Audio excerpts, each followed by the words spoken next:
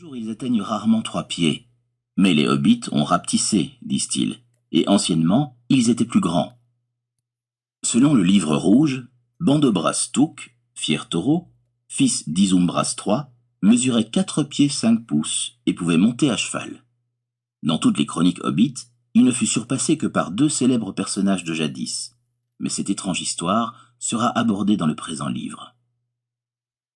Quant aux hobbits du comté dont il est question dans ces récits, au jour de leur prospérité et de leur paisible existence, c'étaient de joyeuses gens. Ils s'habillaient de couleurs vives, avec une préférence marquée pour le jaune et le vert. Mais ils portaient rarement des chaussures, ayant la plante des pieds dure comme du cuir et recouverte d'un épais poil brun et frisé très semblable à leur chevelure, laquelle était généralement brune. Ainsi, le seul métier qu'ils ne pratiquaient pas couramment était la cordonnerie.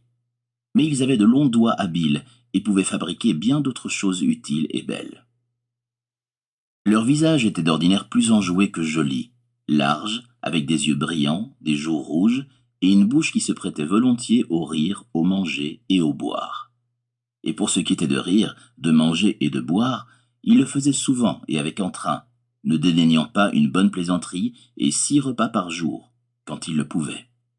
Ils étaient accueillants et adoraient les fêtes ainsi que les cadeaux qu'ils offraient sans compter et acceptaient sans se faire prier.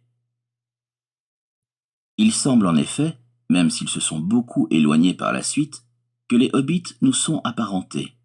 Ils sont bien plus proches de nous que les elfes ou même les nains.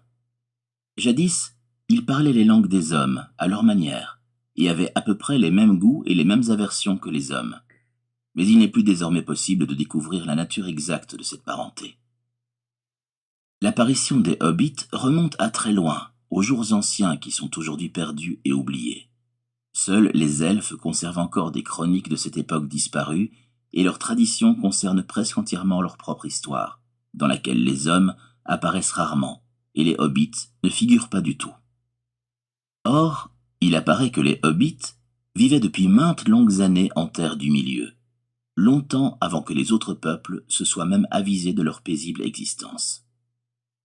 Et le monde étant, après tout, peuplé de créatures étranges en quantité innombrable, ces gens de petite stature ne semblaient revêtir que peu d'importance.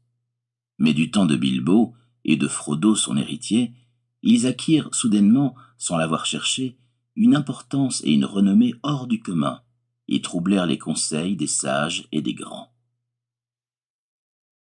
Cette époque, le 3e âge de la Terre du Milieu, est révolue depuis longtemps, et la forme des terres est aujourd'hui complètement changée.